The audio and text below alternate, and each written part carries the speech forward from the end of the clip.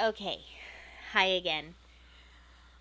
I can't leave work yet because I have to tell the rest of the story while it's fresh in my mind.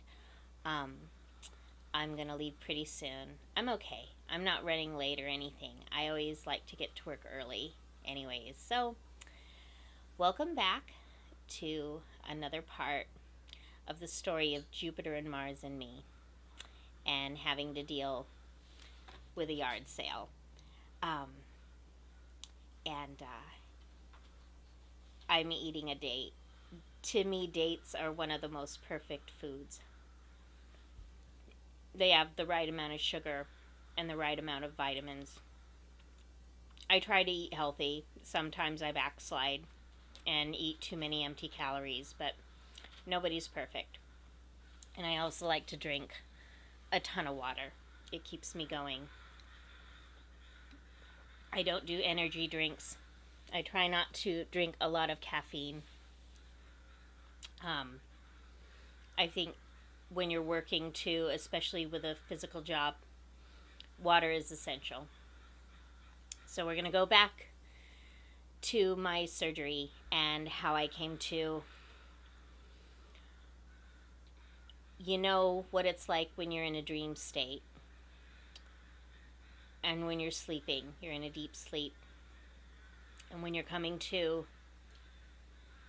how you see the world around you. Well, this is a trip. This is almost like a scene in the movie The Matrix. I'm coming to, and it's the recovery room. As I'm coming to, I can actually feel my body being dumped from one table into another one. And I'm such a lightweight, like I said before, I'm not used to any kind of drugs. So I'm really wonky, and it's just crazy. And I'm thinking this is going to be a good thing. It's going to be success. I'm going to heal. But I'm freezing cold, and I can feel my body just shaking, just never ending shaking. But I really can't move. I can't respond. I can't talk. So, but I can hear. I can hear everything around me. I hear a little bit of hustle and bustle, and I hear a nurse nearby, and I'm excited. Like, she might come up to me and say, "How are you doing? Are you doing okay? We're going to take you into the other room now," and just kind of put me at ease, put me at comfort. No, absolutely not. I hear this woman on the phone doing nothing but bitch and complain to whoever it was on the phone about, "I'm so pissed off that I'm here, and blah, blah, blah, blah, blah, and the Thanksgiving dinner, and so is coming, and we need to do this, we need to do that, and I can't believe I have to work on the holiday." Just ranting and ranting and ranting. And I'm here, and I'm helpless, and I'm questioning what in the hell is going on. And but I keep trying to stay positive as much as I can with being, in another world and half asleep. But eventually I feel myself being moved on the wheels into another room, and I pass out again. And then I wake up in a kind of a bed that lifts up, it elevates up a little bit so I can sit up. And in front of me is a television, and it's on. In the background, I can still hear the nurse complaining, almost screaming on the phone. about how it sucks to work on the holiday. And my brain is becoming more clear. And I'm thinking, oh, yeah, I've been in that situation. But, part of the job, just like my job, there's people, based on seniority that end up having to work holidays or Sundays or what have you. And, but I'm like, well, happy Thanksgiving. I'm getting through this. Things are going to get better. Just had, major hysterectomy, and the thought of any risk of cancer did not go through my mind at all. I had about 6 things taken out of me, including my appendix. Things that I don't need anymore. That's fine. And I'm like, well, I'm going to heal. I know I got my crochet ready in the recovery room in the cupboard over there. I know I have television, even though I haven't watched regular TV in, I don't know, over 10 years. So I'm like, okay, this is going to be an adventure, all right? And I have my books ready too. That way I can sit and read and study. But all I hear is ranting. All I hear is ranting in the background.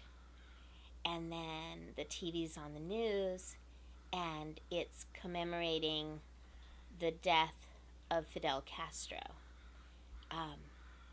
My surgery happened during the time he died. And I thought, well, that's a trip too. Because they say Fidel Castro was Rh negative A. And I'm like, oh, wow. This is incredible. He kept the revolution going for 50 years. And every time they tried to assassinate him, he got out of it. He didn't need bodyguards. He didn't need hired help to protect his life, because his people did. They protected him. I'm watching the news, coming to, and I meet the nurse. And I don't know if any of you have ever seen a show from the 1960s called Family Affair. This is what the nurse looked like to me. Like the doll in Family Affair, Mrs. Beasley. She wore glasses. She wore glasses, which is one of my fetishes. I think glasses are a beautiful thing. But after getting to know this nurse, I thought about embroidering some glasses to show you more of what she looked like. But I don't think this poor doll deserves this. So, dealing with this chick, Mrs. Beasley. And an odd thing too, I think she knew me before, in the past, when I lived south of Seattle in a suburban area right after my divorce, in the apartment where me and my daughter lived. But I don't address that. I don't say, hi, do I know you from somewhere? I felt like engaging in that kind of conversation would be pointless with her, because she did not treat me, I felt, like a human being. She treated me like a disruption in her life. And she made everything about her, and made everything just impossible. At the same time, there was a tech. One of her underlings was with her and checked in on me and made sure, do you have water? What can I get you? And I'm like, well, my lips are really dry. Do you got any lip balm? And she's like, yeah, I can go run and get you some. Do you need painkiller? Here's some Jello. You need to get some protein in you. Get your strength back. Can you sit up? How are you feeling? While this nurse is on the phone or coming back and forth doing her paperwork, like, let's just handle this. I want to go home. But the tech stayed. I think the tech ended up working a double shift to stay with me, because as I'm coming to, I'm discovering something else, which goes back to my other parent and his health condition. My dad was a paraplegic. He got poliomyelitis back in the 50s when he was 32 years old. And dealing with his paralysis growing up as a child, to me that was a normal part of life. I actually thought that his aids that he used, like his canes and braces, were an extension of his body. And in magical thinking, especially when I was a child, I thought, oh, these things here, these make him a Superman. These give him extra superhuman things about him. So I'm thinking about my dad. I'm trying to wiggle my body, trying to get physical, reaching up, stretching, reaching over for my crochet, reaching over for my book and my water.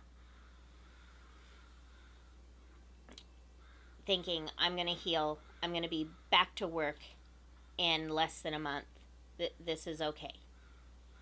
But then I'm trying to wiggle my toes.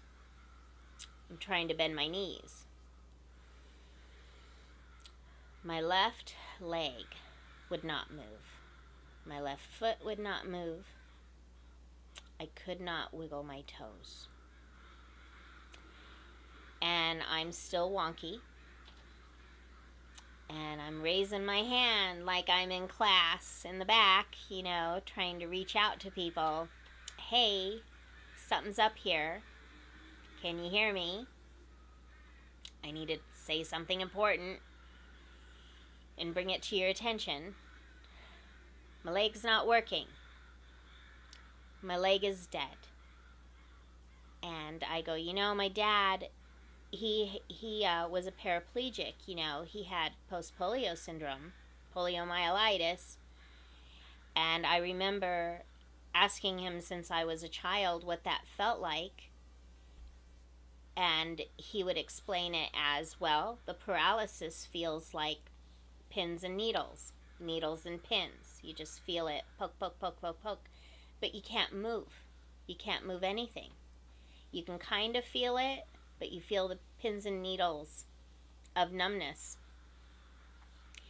And so I'm explaining this from my understanding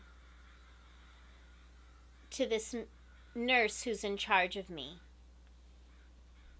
And she's like, oh, really? Well, that's interesting. We're going to get you on a schedule to where you're going to go in a day. And in the meantime, we're going to do this, we're going to do that. She actually, underneath the television, she had a board, a whiteboard, where she had a list of all the goals of what she wanted me to do before she would have me discharged out of the hospital. And I'm like, okay. But in the meantime, I got to tell ya, my leg's hurting here. I can't feel anything. And my stomach feels fine. I know that's supposed to be numb. But there's an issue here. Can we talk about this? Totally, completely ignoring it. The tech, on the other hand, is aiding the nurse and kind of keeping an eye on me. And she has her hands behind her back. And she just kind of keeps smiling and focusing. And, running back and forth, doing everything she needs to do to help me out.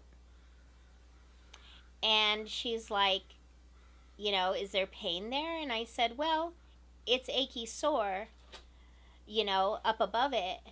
But from here down, it feels like a huge honey baked ham here. It's like a piece of meat I can't bend anything. I can't wiggle anything. Something's wrong. She's like, we'll look into that. And she's like, just be patient. Everything's going to be okay. So I fall asleep again. I get up, wake up, working on the crochet. I'm making a scarf. It's going to be a Christmas gift for the fearless leader. And I chose cadet blue. So I thought, oh, that's his color. He's got blue eyes. It's going to look good. It's going to make it really dapper. That way he can wear it with a sweater or jersey, or he can wear it with a nice suit. And then I'm getting ready to crochet another scarf. In the future, I have yarn for that, of a shell pattern for a good friend of mine at work. And she actually would point out the magical stuff around RH negatives when I started talking to her about that years prior, and her take on it, and we'd laugh about it. But she's another special friend in my life. But going back to my leg, the nurse completely ignored the situation. She had a whole routine set up of things for me to do.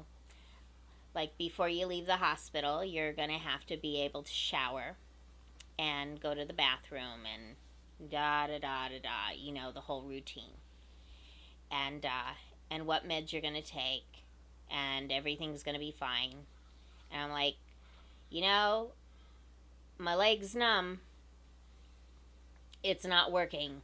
I can't wiggle my toes. These are pins and needles. And then as my brain is becoming more clear, I'm like, thank you for everything you've done. You work so hard. And I'm like you. I know what it's like to work on holidays and to have your work disrupt the obligations you want to do with your family or friends around these times. So again, just thank you for being here. You're so kind. Thank you for everything you do. And I really appreciate you. Completely ignores it. The tech, on the other hand, is starting to open up and tell me about her family, where she's originally from. She was from Thailand. And her journey into getting into having a medical career, stuff like that. Well, later on that evening, we start doing all these things about getting me up and about. And I'm like, my leg's not working. My leg's not working. Oh, you're going to be just fine. You can do it. Get up with a walker. And I need you to walk from here over to the bathroom and to the shower. I'm like, I'm not going to be able to do it. My leg's not working. Well, we'll see. She didn't believe me. So I get up with the walker. I try to stand up.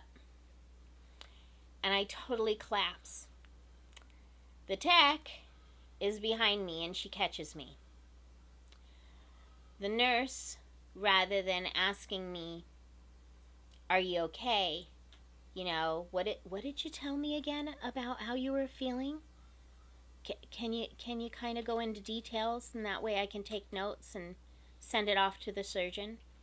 She's like angry at me. She's like, you need to get up.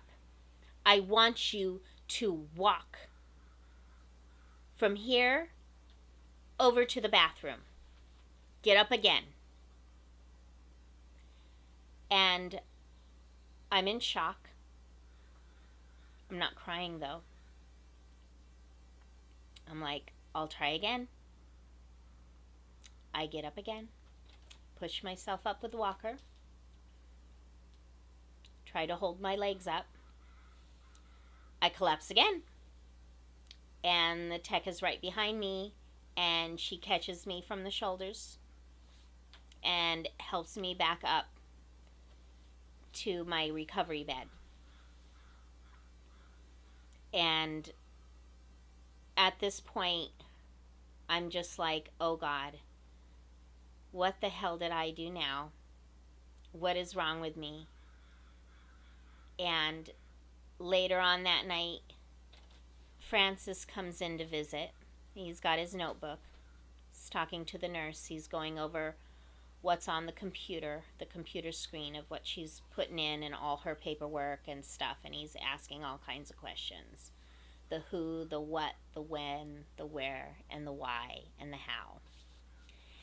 And the nurse is telling him everything is fine and I'm going to be discharged the next day. And at that time, I'm like, no, something is wrong.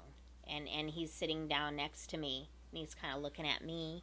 He's looking at her. He's looking at the tech. And he's like, well, maybe we should get a hold of the surgeon. And maybe this is all part of the healing, and you'll be fine tomorrow. And I'm like, nope, something's really wrong. Something's really wrong. I can't feel anything. I can't move my leg. It's dead. It's dead. So he hangs out with me, asks me, if I want anything to eat since it's Thanksgiving. I have no appetite for hardly anything at all, but I want to try. So I'm like, okay, well, I've been eating nothing but Jell-O, which is fine. How about you get me, like, some pudding or something and some milk? And he's like, well, you need something more. You need some kind of substantial thing that's going to help keep your strength up. You need some kind of carbs. He's like, how about mashed potatoes? And he's showing me the menu. Everything's all like fancy hotel food. And I'm like, okay, I'll get a plate of mashed potatoes. That'll be fine. He's like, do you want any protein? Do you want any turkey or anything? I'm like, no, I don't know. I'm not even worried about that. Let me just eat something simple.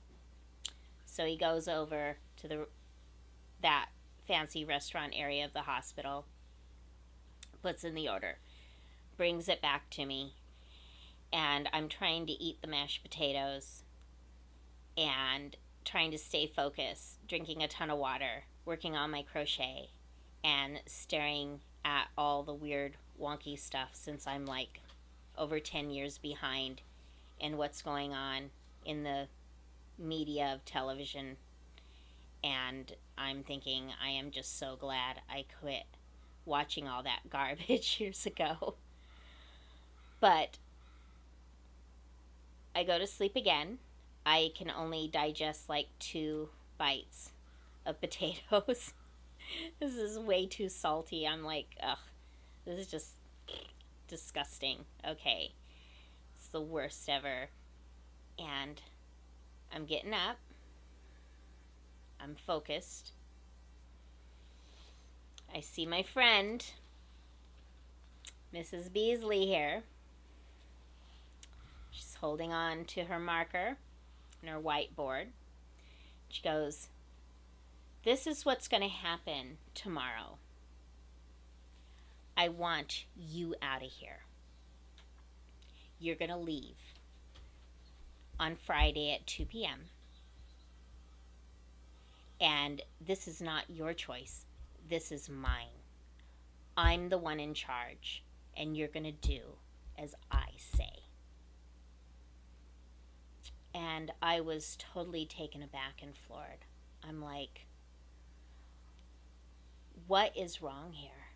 And it didn't dawn on me that she was going from the protocols of the heads of the hospital, the bureaucracy of pushing people through as fast as you can to save on costs for them and to save and tighten the labor for their workers. And then in that way, they make a profit and they stick it in their pocket. And I'm still out of it. I'm still trying to get over all the anesthesia meds. But I'm trying to address this stuff to her to where she might understand, but in socioeconomic terms, for her layer of the working class, and then for mine and how it affects me. So I'm like, something's wrong, and I need to get back to work too. But something's wrong here. But she put her foot down and she left.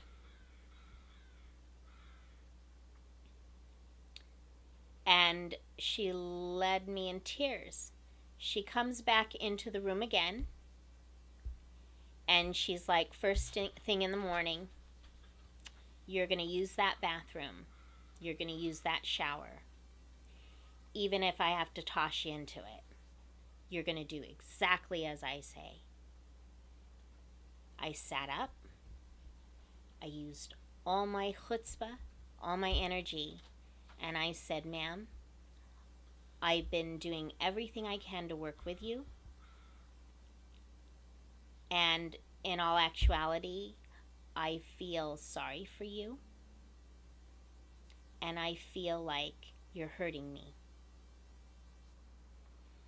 Little did I know that the nice tech was right around the corner, and I actually saw her long hair. She had a long ponytail like mine, and I could see her, and she's smiling, and then she kind of walked away, and at that point I passed out again.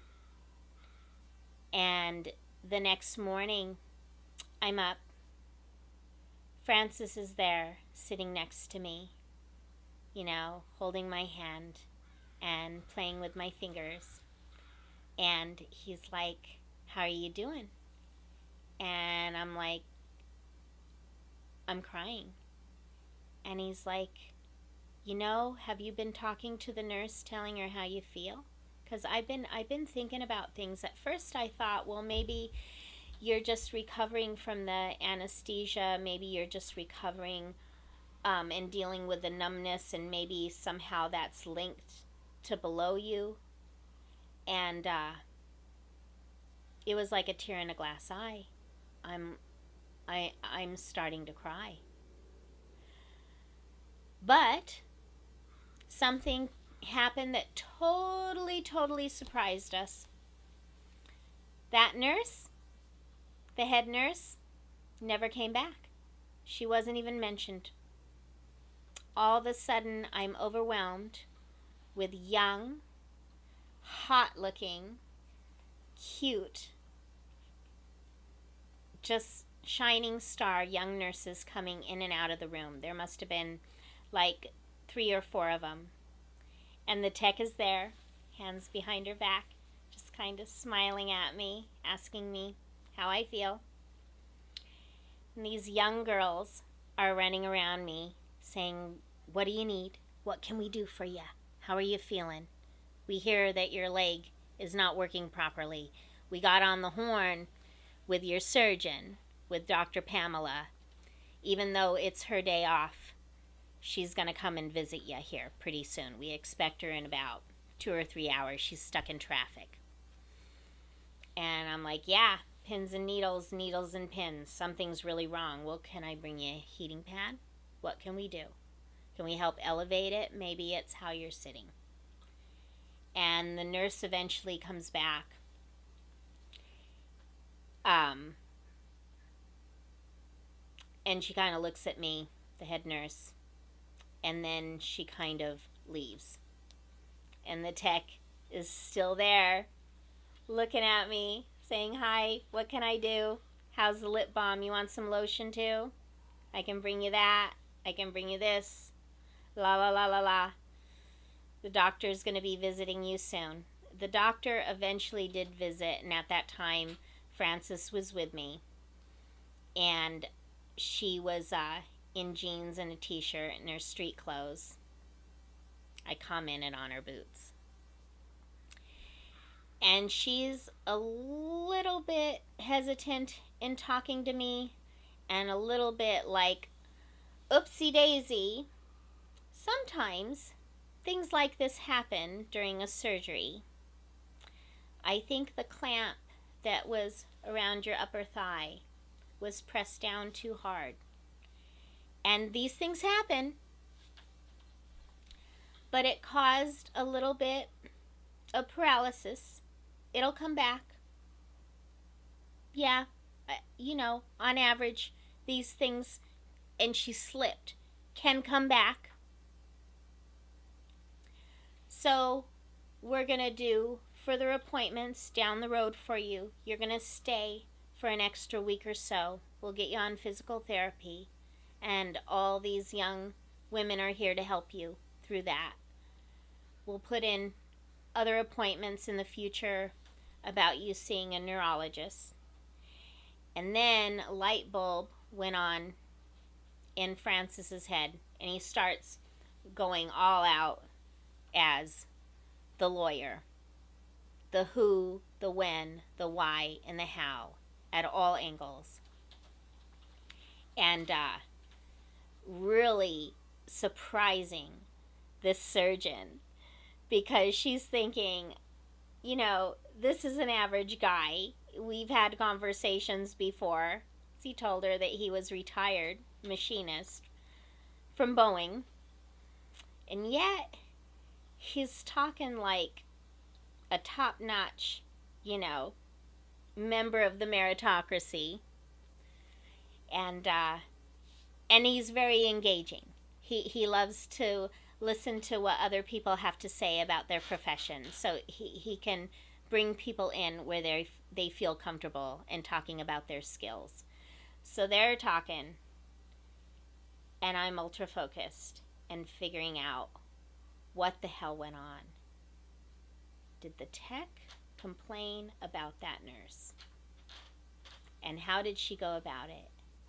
Did she do it through her superiors? Maybe she called her union. I don't know. We never brought it up again.